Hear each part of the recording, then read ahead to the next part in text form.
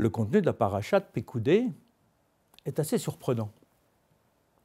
Finalement, avec la paracha de Vayakel qui va la suivre, on est en train d'énumérer, de faire le point, faire les comptes. Qu'est-ce qui a été collecté par les Bnei Israël? Qu'est-ce qui a été fabriqué? Et comment, finalement, les comptes sont justes. Tout ce que Dieu a ordonné à Moshe a été réalisé par l'équipe de Betzalel et ses artisans. Mais est-ce qu'on avait un doute? Comment on pouvait imaginer que dans une mission aussi sacrée, aussi importante, il pouvait y avoir un décalage entre l'attente d'Akadosh Baruch Hu, la demande, entre les comptes, surtout, et ce qui a été dépensé? On a l'impression que ce texte laisserait sous-entendre une suspicion quelconque, et donc il faudrait nous rassurer. N'ayez aucune crainte, les comptes sont bons, il n'y a pas eu de shekel qui a été mis de côté ou qui n'a pas été utilisé comme il faut.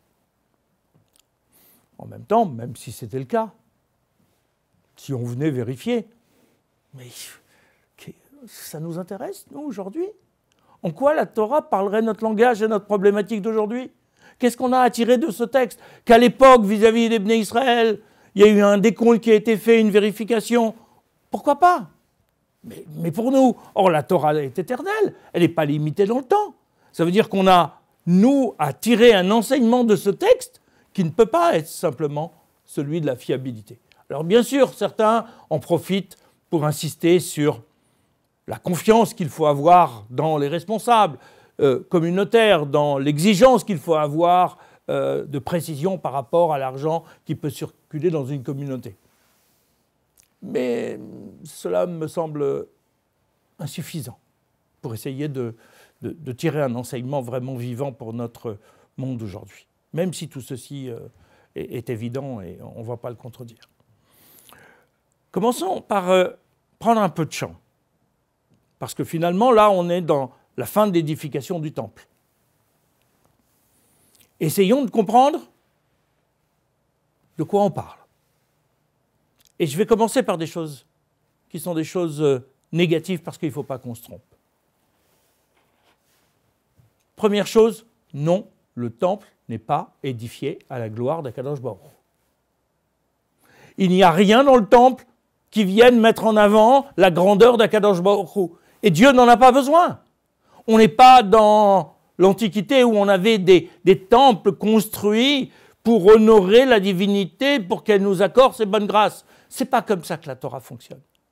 Donc ce n'est pas un temple pour Dieu, c'est un sanctuaire pour l'homme. Il va nous falloir essayer de comprendre en quoi tout ceci apporte quelque chose à l'homme. Non, les sacrifices ne sont pas faits pour Dieu non plus. Il n'en a pas besoin. Il ne va rien en faire. Et la satisfaction qu'on évoque, Réar Nichoar la Hachem, une odeur agréable pour Dieu, qu'on verra dans la paracha de Vaïkra, dans le début du Sefer Vaïkra, le Lévitique, n'est pas une satisfaction physique. C'est une satisfaction spirituelle, éthérée, qui essaye de nous faire comprendre, parce que pour nous, l'odeur, le parfum, c'est ce qu'il y a de plus abstrait, ce que peut être une satisfaction pour Akadosh Baruch Hu. Mais ce n'est pas le sacrifice en lui-même. Non, ce sont les hommes qui ont besoin des sacrifices et qui doivent, par les sacrifices, j'y reviendrai dans un instant, reprendre en main leur destin. Non, la présence divine n'a pas besoin d'un espace, n'a pas besoin d'un lieu pour se révéler, se manifester aux hommes. Dieu est partout. Il n'est pas matériel, donc il ne peut pas être limité à un espace, surtout aussi petit que celui-là.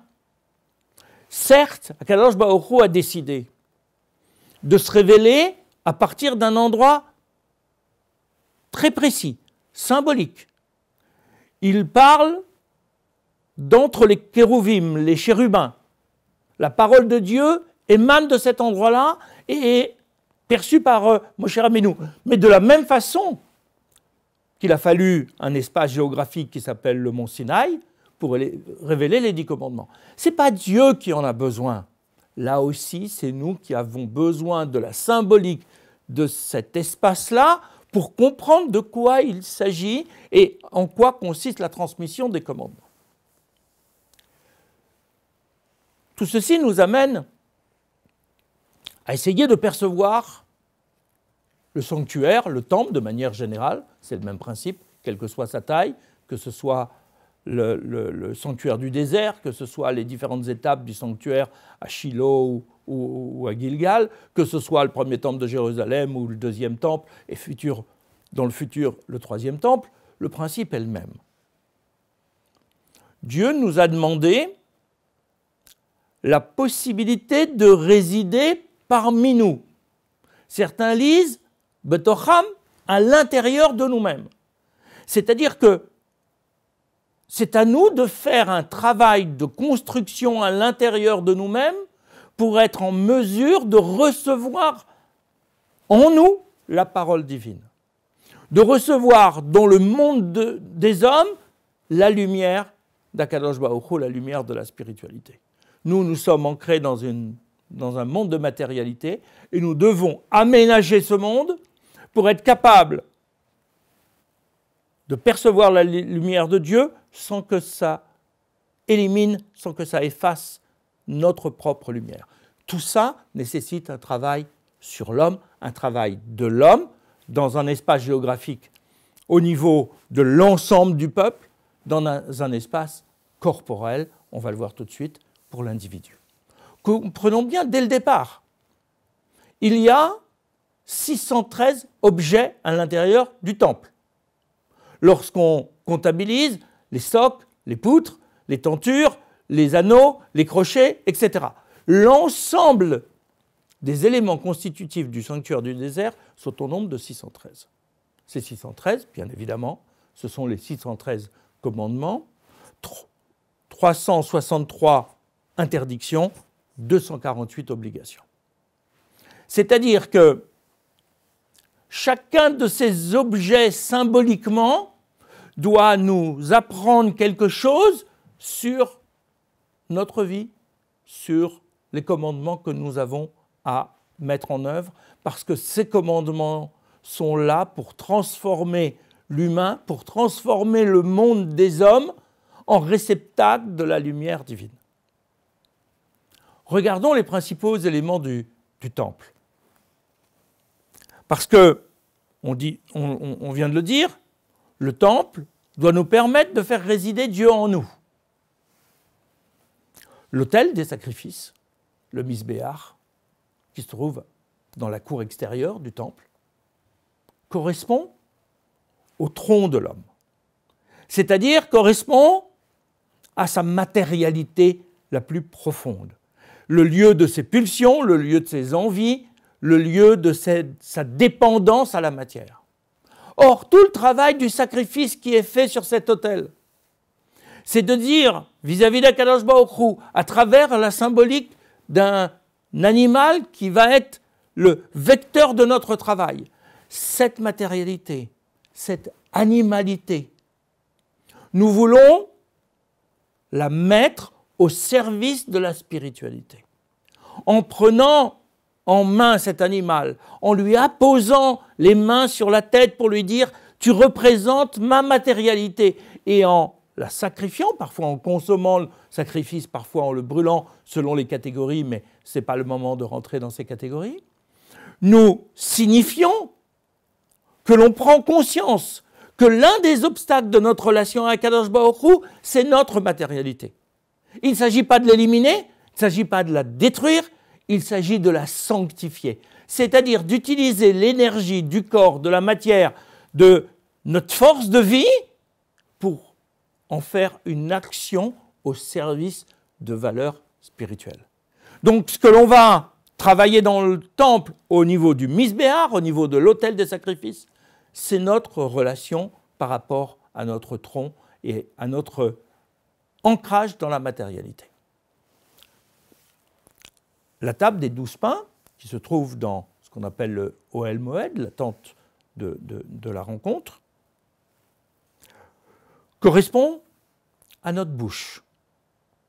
Et là, il va falloir travailler sur tout ce qui rentre dans la bouche et tout ce qui en sort.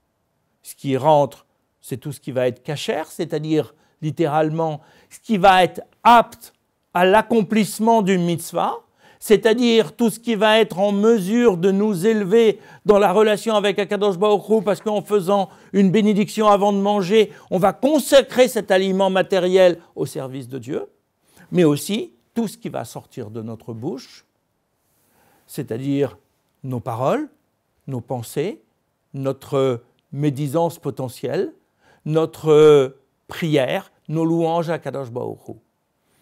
Ces pains sont le symbole même du partenariat avec Akadosh Baruch Hu, parce que nous devons faire tout ceci dans une démarche de partenariat.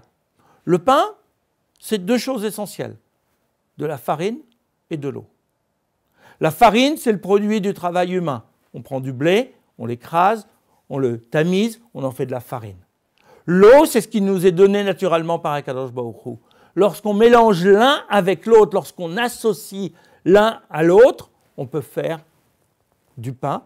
Bien sûr, il va falloir le cuire, c'est-à-dire qu'il va falloir à un moment donné figer le partenariat de l'un avec l'autre de manière à ce que l'un ne fasse pas dévier l'autre.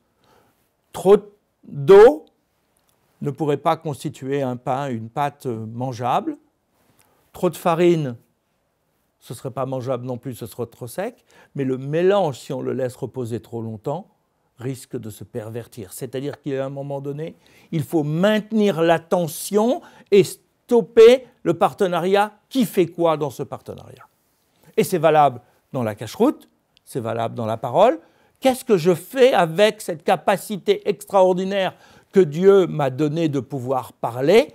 Est-ce que j'en fais de l'élévation de la bracha ou est-ce que j'en fais de la klala, de la malédiction, et j'en fais un pouvoir de négation de l'autre et de destruction de l'autre? L'autel des encens, qui se trouve également dans le Ohel Moed,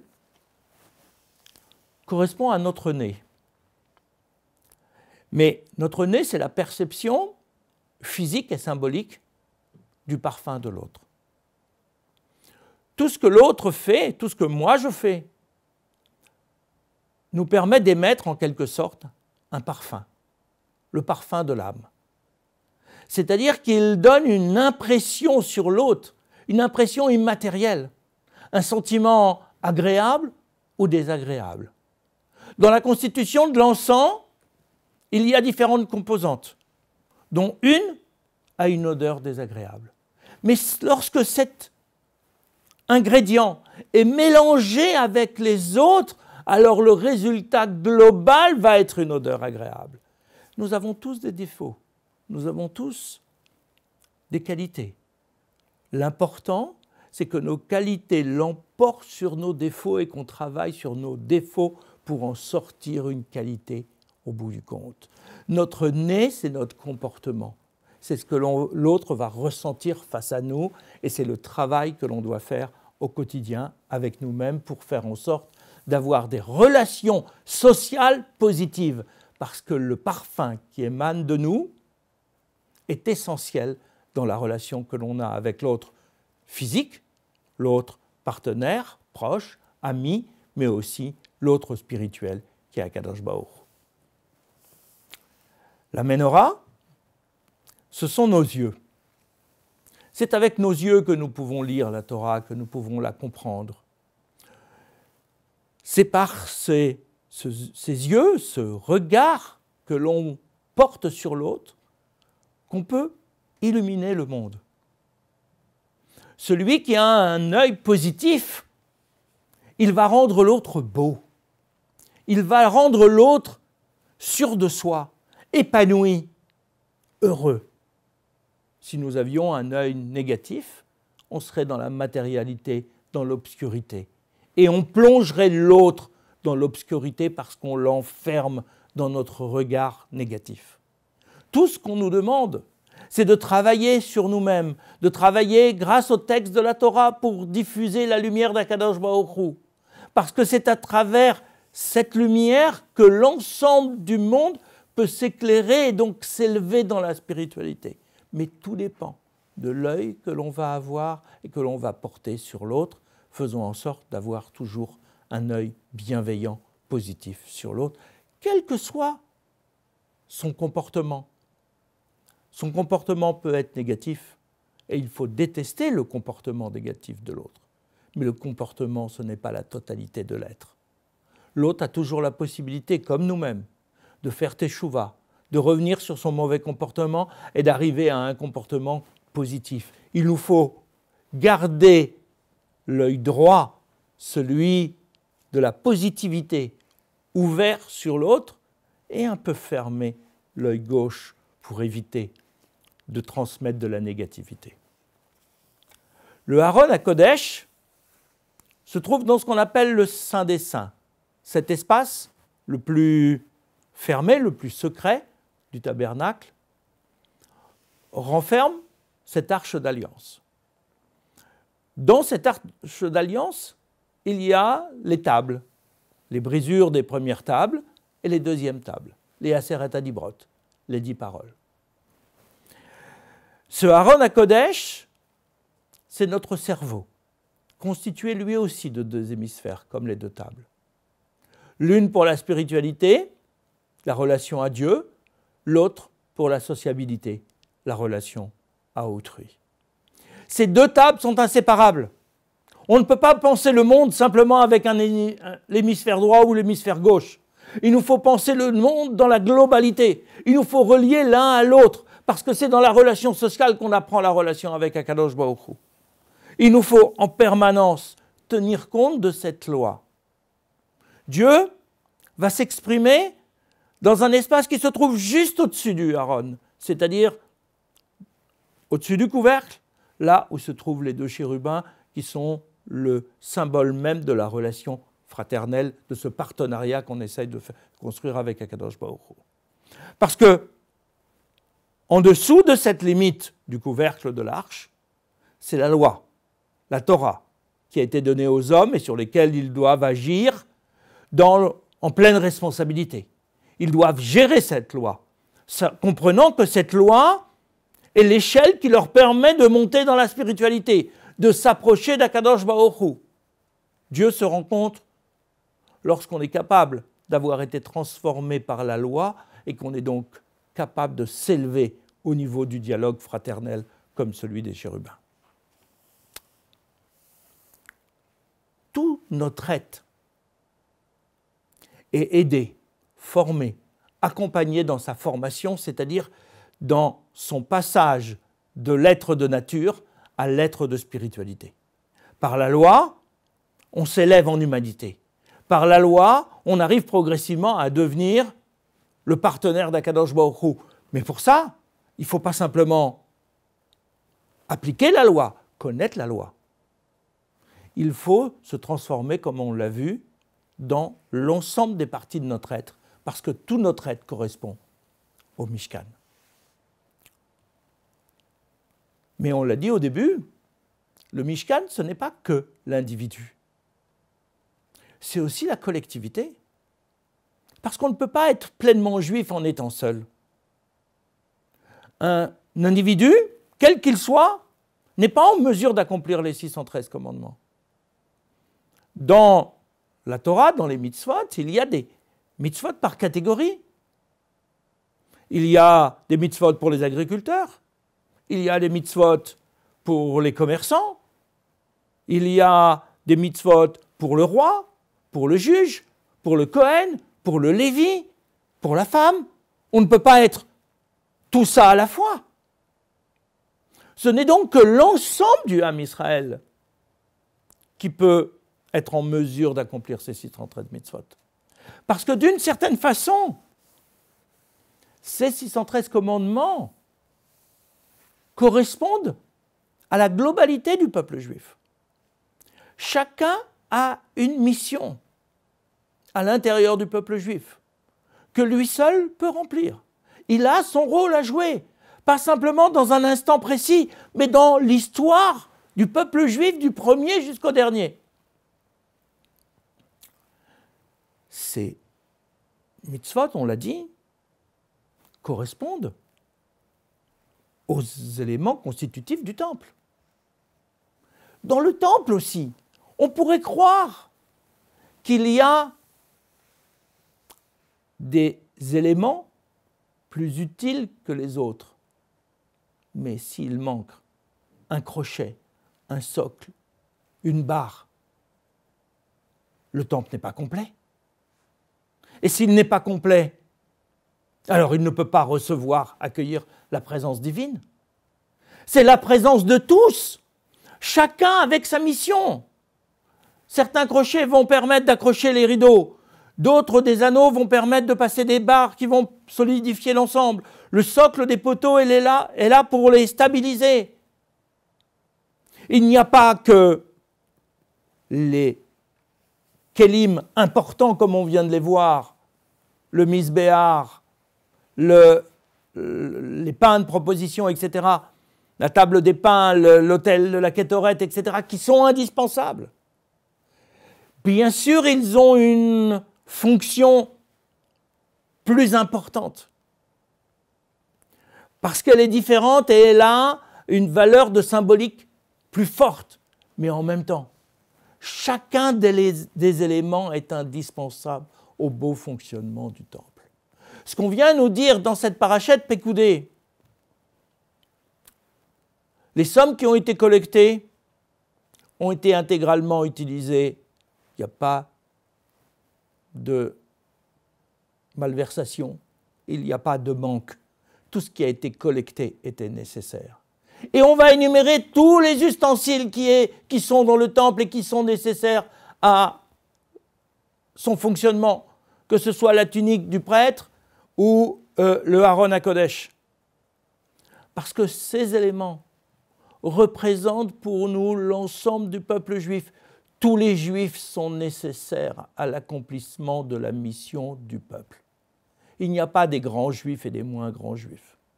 Il y a des gens qui ont des fonctions différentes. Il y a des gens qui ont des savoirs différents. Et il y a des gens qui ont des sensibilités différentes au divin. Ce n'est pas toujours le plus grand savant qui est le plus sensible au divin. Ce n'est pas toujours la personne la plus insignifiante dans une vision sociale qui est la moins indispensable à l'équilibre du monde. Il nous faut sortir de nos catégories sociales habituelles dans nos civilisations modernes, où on a l'impression que certains hommes sont plus utiles que d'autres, que certaines missions, certaines fonctions sont plus utiles que d'autres.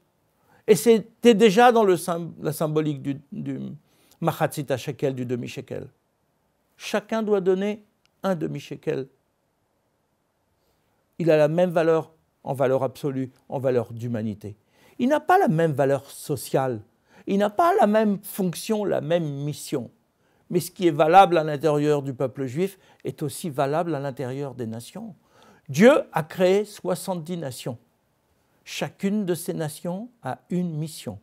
Il n'y a pas une mission qui soit plus importante que l'autre. Nous nous préoccupons de la mission du peuple juif. Et nous devons faire en sorte qu'elle soit accomplie le mieux possible grâce à tous les individus. Dans le minyan, de 10 hommes adultes pour pouvoir faire certaines prières, on ne regarde pas qui est riche, qui est pauvre, qui est savant ou qui est ignorant. Il est juste juif, il peut compter parce qu'en valeur d'humanité, il est équivalent. Il n'est pas interchangeable avec un autre. Il a son rôle et sa place à jouer. Dans la parashat Pécoudé, on vient nous dire et nous répéter, parce que ce n'est pas évident, parce que ce n'est pas facile à intégrer et à vivre au quotidien. Chaque membre du peuple juif a son rôle à jouer. On peut les dénombrer, on peut les compter, mais s'il en manque un seul, alors la présence divine ne peut pas résider pleinement, alors la mission du peuple juif ne peut pas être réalisée, et ça valait le coup de prendre du temps, même si ça peut sembler fastidieux de nous le redire. On a besoin de chacun des individus à l'intérieur du peuple juif.